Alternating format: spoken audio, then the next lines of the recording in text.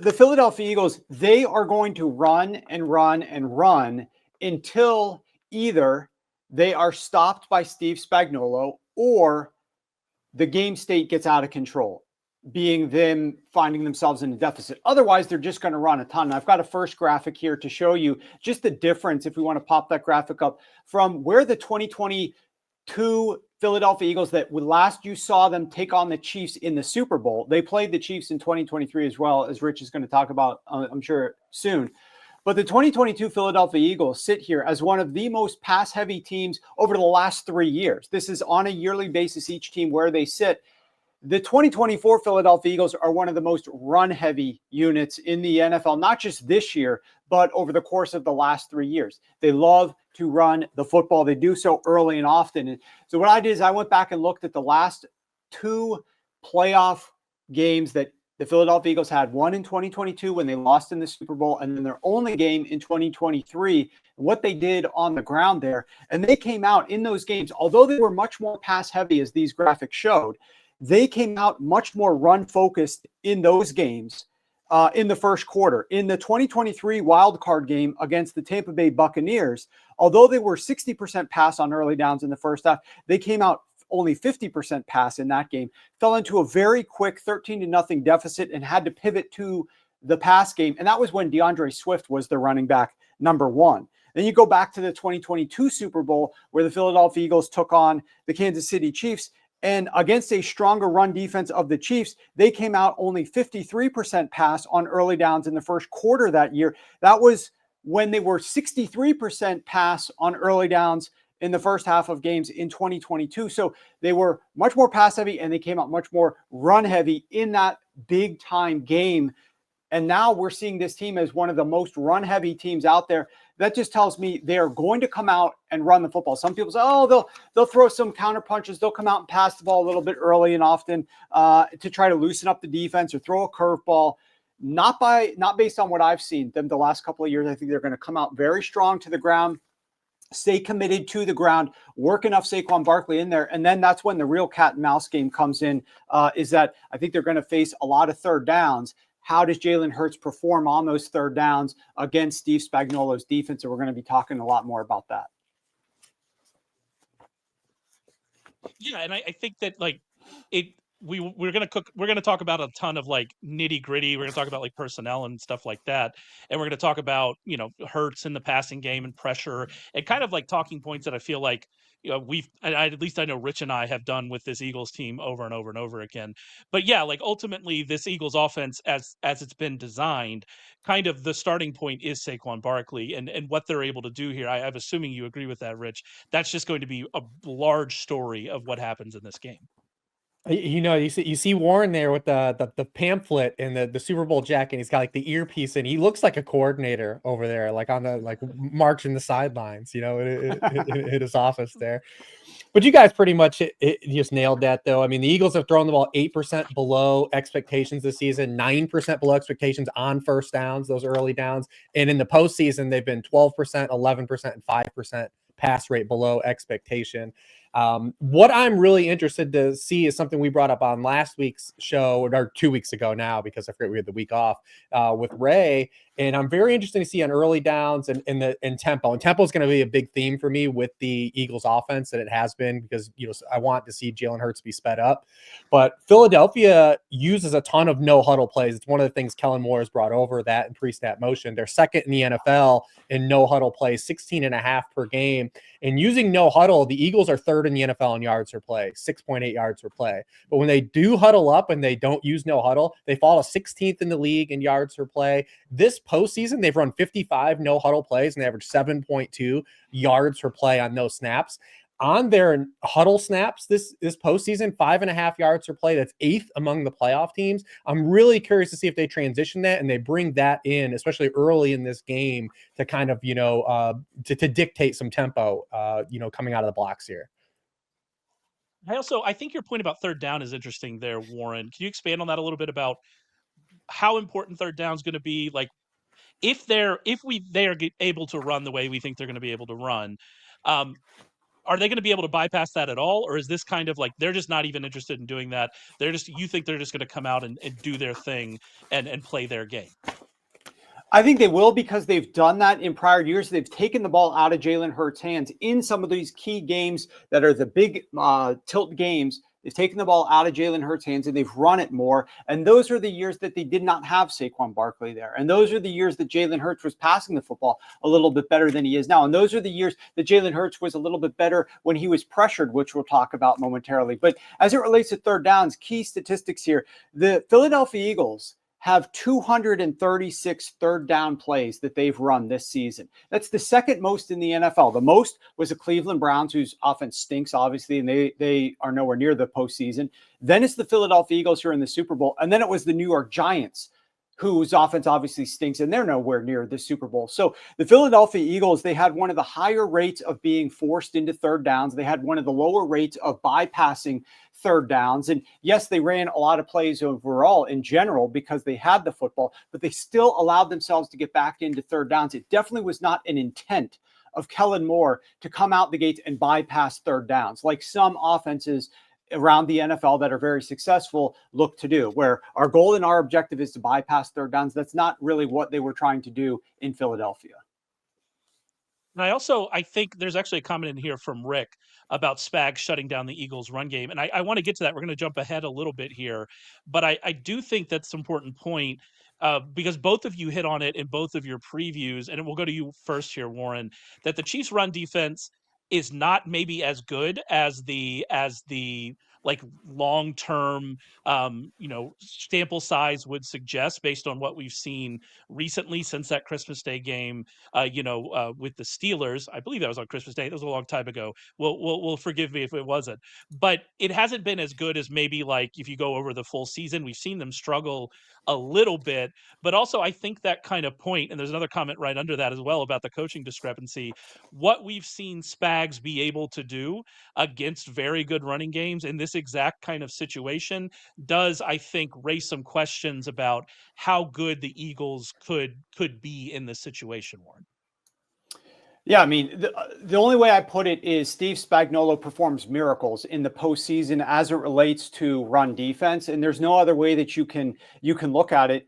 If you go back, I'll look at the last two Super Bowls. The last two Super Bowls, we'll start with last year's Super Bowl. The Kansas City Chiefs went up against the San Francisco 49ers. The San Francisco 49ers had the holy trifecta of rushing efficiency offensively. They were number one in yards per carry, number one in EPA per rush, and number one in success rate. They were number one in all three of those metrics with their running back runs. They had Christian McCaffrey. They didn't have a quarterback who's like mobile or who runs the ball a ton. It was Brock Purdy, and their offensive line was fine, but it wasn't some sort of overly exceptional offensive line from a run blocking perspective. And yet they were the best rushing attack the entire season. And when they went to the Super Bowl, Steve Spagnuolo's defense held Christian McCaffrey to 3.6 yards per carry on 25 rushes for the team. McCaffrey himself had 3.6 yards per carry as well, minus 0.43 EPA per rush, 41% success, and his longest run was just 11 yards. And then you go back to 2 years ago when Steve Spagnuolo's run defense of the Kansas City Chiefs took on the Philadelphia Eagles. Now that year, the Philadelphia Eagles were a very different rushing attack than the San Francisco 49ers were. They did not have a Christian McCaffrey type running back. They had Miles Sanders and Kenneth Gainwell. They did not have a quarterback that wasn't really mobile. They had obviously Jalen Hurts. And so their run game got a lot of efficiency by having a mobile quarterback. They also had one of the best offensive lines from a run blocking perspective in the NFL. And they too had that holy trifecta of rushing efficiency. Number one in EPA per rush, number one in yards per carry, and number one in success rate. I'm removing Jalen Hurts from this equation, just looking at the running back efficiency.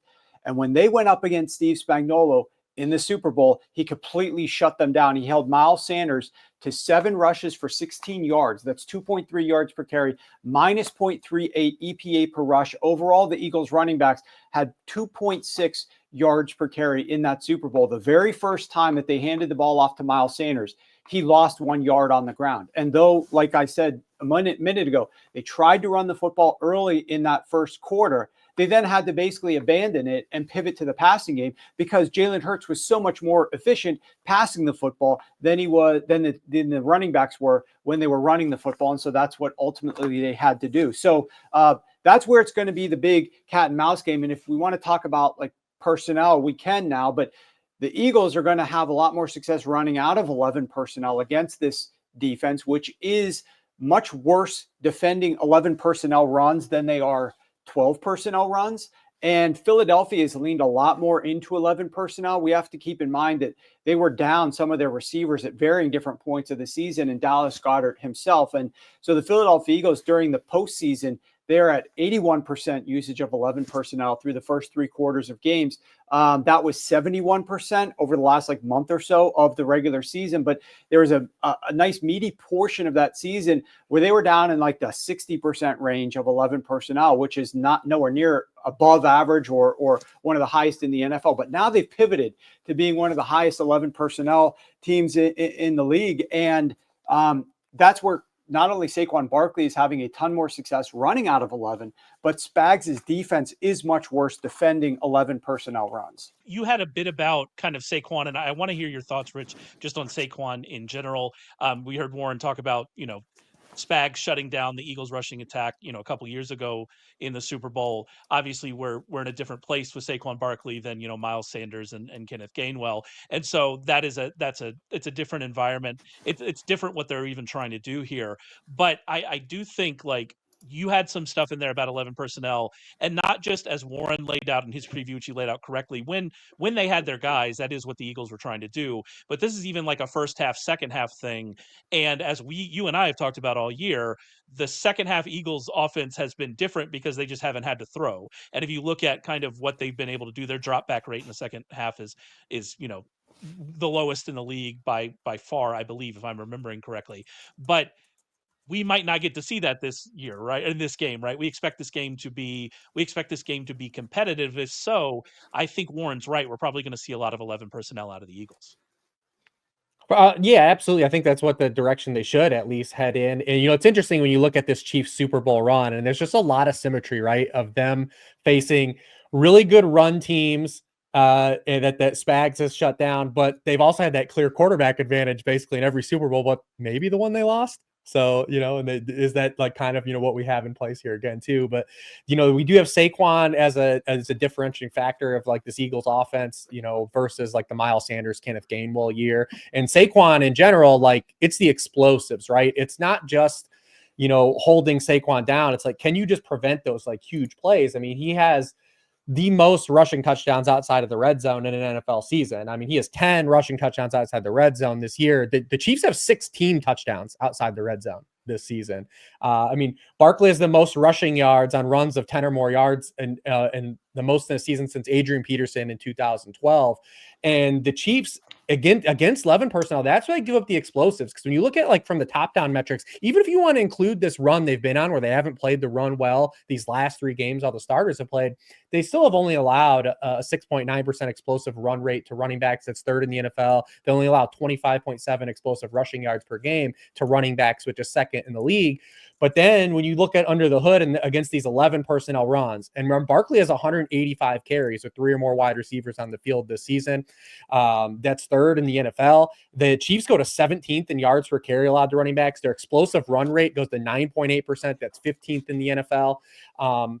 And, that's compared to allowing 3.4 yards per carry, which is 2nd in the league, and a 4.5% explosive run rate with 2 or fewer wide receivers on the field. So if the Eagles are going to be in that base offense and play a lot of 11, which is the difference from the 49ers matchup, right? Like you can devote more players against the 49ers in the box because they play a fullback. Like that's not going to be probably on the cards here in the Philadelphia Eagle base offense. So are the Eagles or are the Chiefs going to have to devote more bodies out of 11 personnel when the Eagles are playing 11 personnel? They have to treat that with like more of a base or like a bigger nickel package than typically what they play.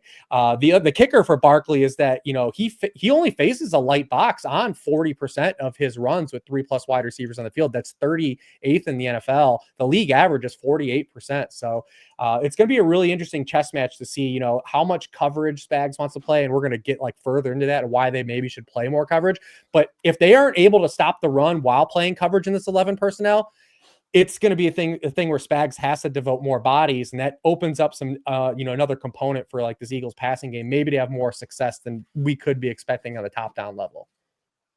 Yeah, and I do want to get into that because I think what the Chiefs decide to do, what they're even able to do, right? If we're coming at this from the premise of the Eagles running game, and especially if they're going to be running out of 11, and what the Chiefs are able to do to stop that. If we're coming out of that premise, then that does open up a lot of questions for the how are they going to defend these receivers, because there are very clear splits that we will talk about here in a second. But I found it interesting as I was going through over at Sharp Football Analysis. I've been keeping track of the prop lines for all of the players, all of the major offensive players.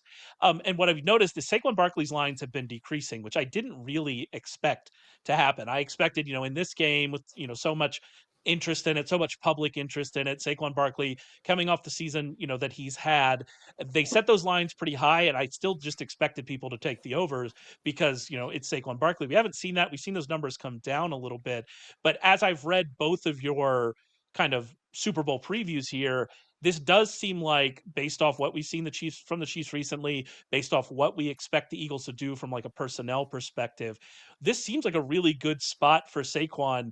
And I wonder if we're just going to get one of those history games, one of those this was Saquon Barkley Super Bowl kind of thing. Like the Terrell Davis Saquon game. It is his birthday. I don't know if you've heard. But oh, yeah. And it wasn't just these two games. We've been talking a lot about these past two Super Bowls. Spags has coached 18 postseason games, and no running back has rushed for 90 yards against him. And it's kind of that conversation too. Like, sorry, but here you might have something about that, or but like it's so funny because I look at everything and I go, well, the Eagles seem to have an advantage here.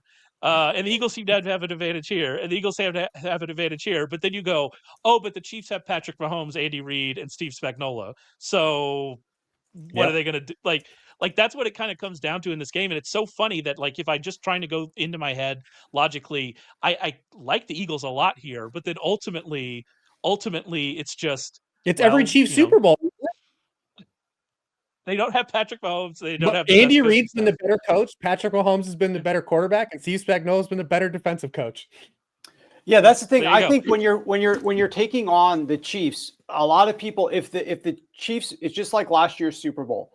If the Chiefs win this game, it's going to be all about, in my opinion, Patrick Mahomes first, Andy Reid second, Steve Spagnuolo third. I think if the Chiefs win this Super Bowl, it should be about Steve Spagnuolo first because of how I anticipate the Chiefs offense struggling a little bit against this Philadelphia Eagles and Vic Fangio defense, which I can't wait to talk about at the bottom of this half hour. But this Kansas City Chiefs defense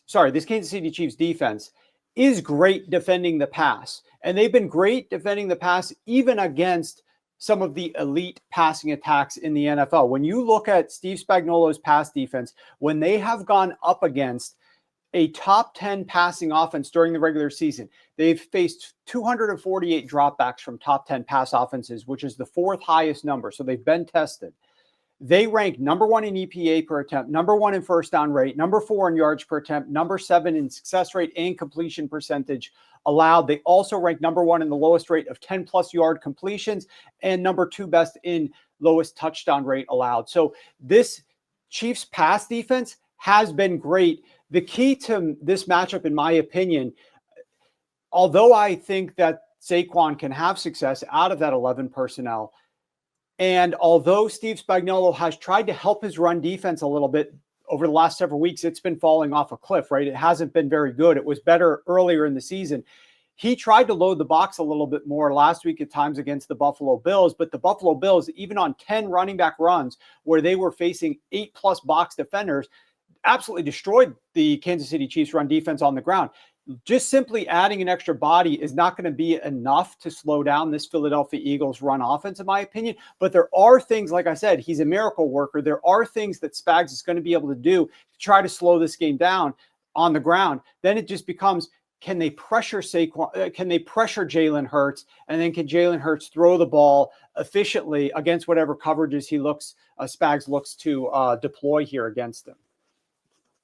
I think that coverage part, Rich, is important because of splits that you and I have talked about all year here with with Jalen Hurts. We do see the Chiefs play. They rank pretty highly for man coverage, although, as we always bring up, they still only play it 30% of the time, 35% of the time. We're not talking about, that they're going to play man coverage on 80% of coverage snaps, but this And with isn't the one of those Eagles, like you're situations. talking a third of the Eagles dropbacks, that could be 9 snaps. Exactly.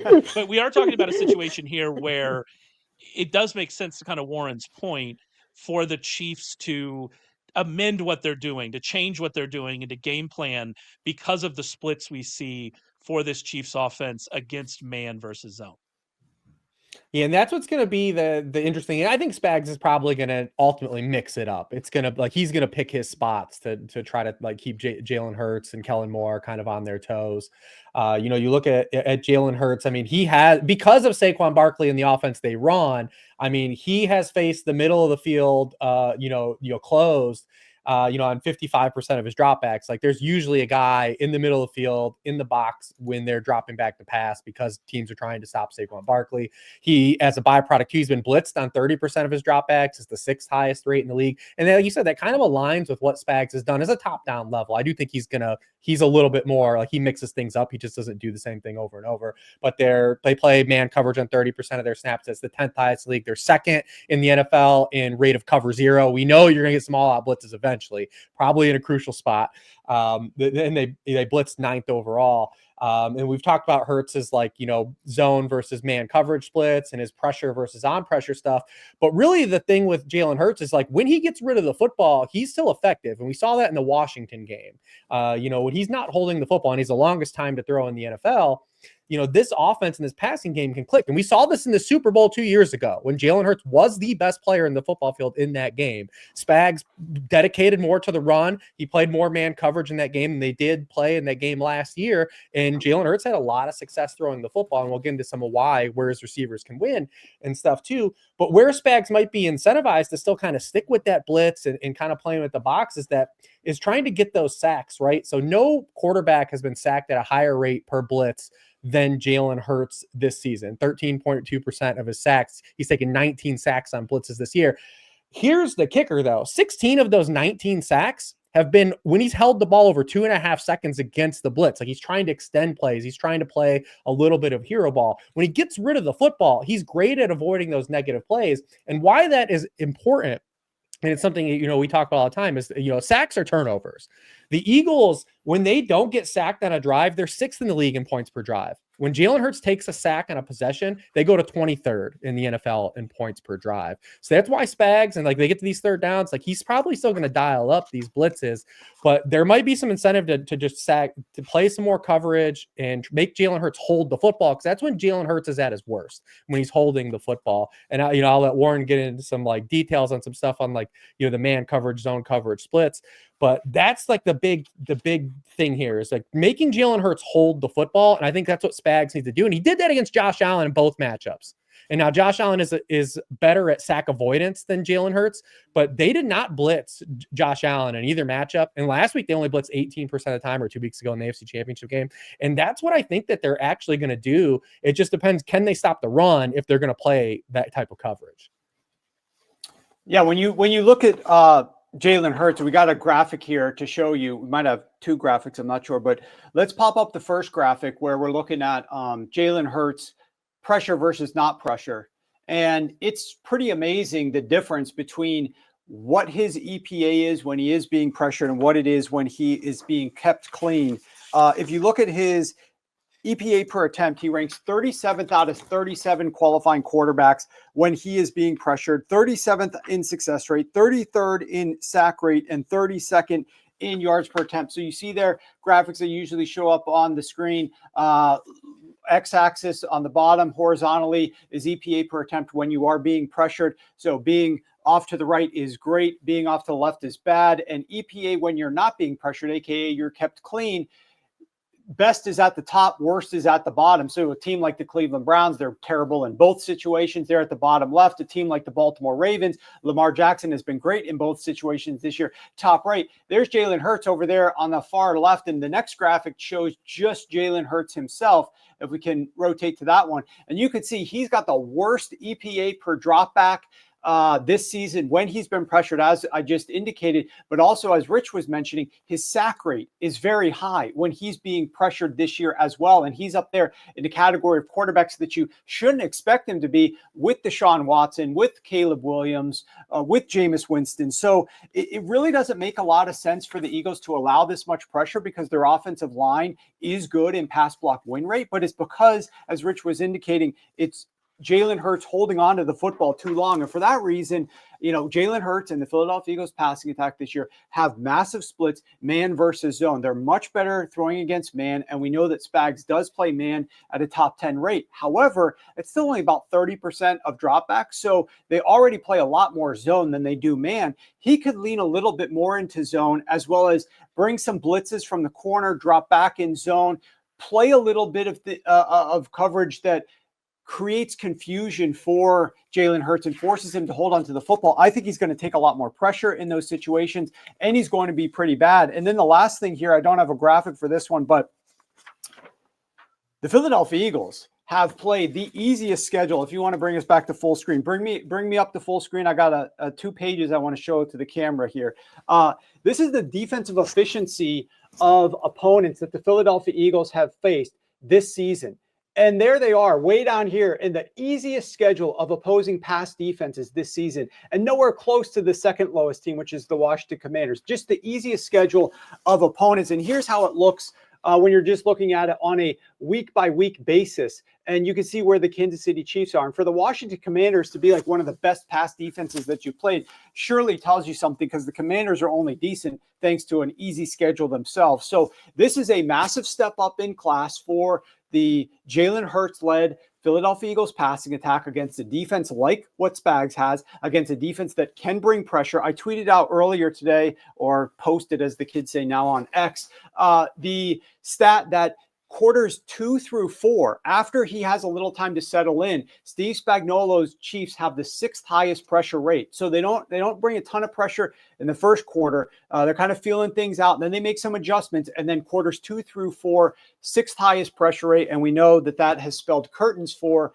Jalen Hurts so far this season. So I just think it's going to be fascinating. This is why, in my opinion, guys, they're going to lean as much as they can into the run game, because it's been the most dependable engine for this team this year. It keeps Jalen Hurts from taking those drive-killing sacks like Rich was mentioning. And I think it's just going to be fascinating, that cat and mouse game with what Spags decides to do, how he decides to change it up, how he adjusts to slow down that Philadelphia Eagles rushing attack to avoid being bowled over. Because if you're going to lose a game, if you're going to lose this game, in my opinion, guys, it has to be because Jalen Hurts beat me to the outside. He beat my corners in man coverage, or he found the holes in the zone. It's not because Saquon Barkley had 25 rushes for 175 yards. I'm not going to let that happen.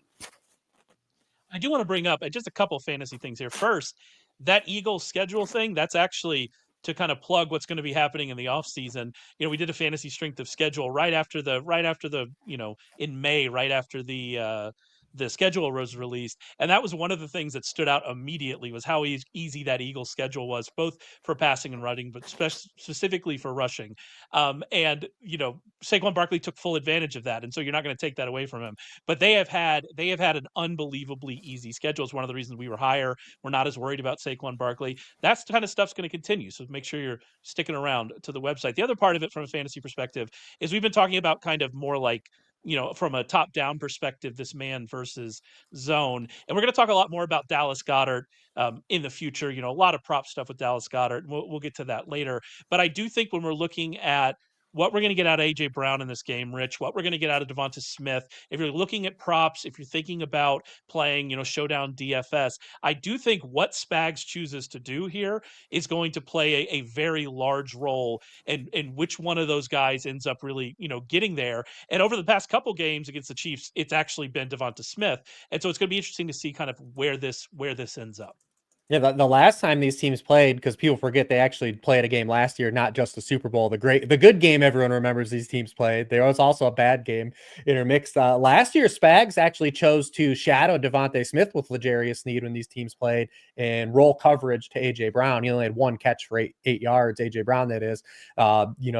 Now we've got Devonta Smith playing in the slot a little bit more than he did in the previous 2 seasons of his career.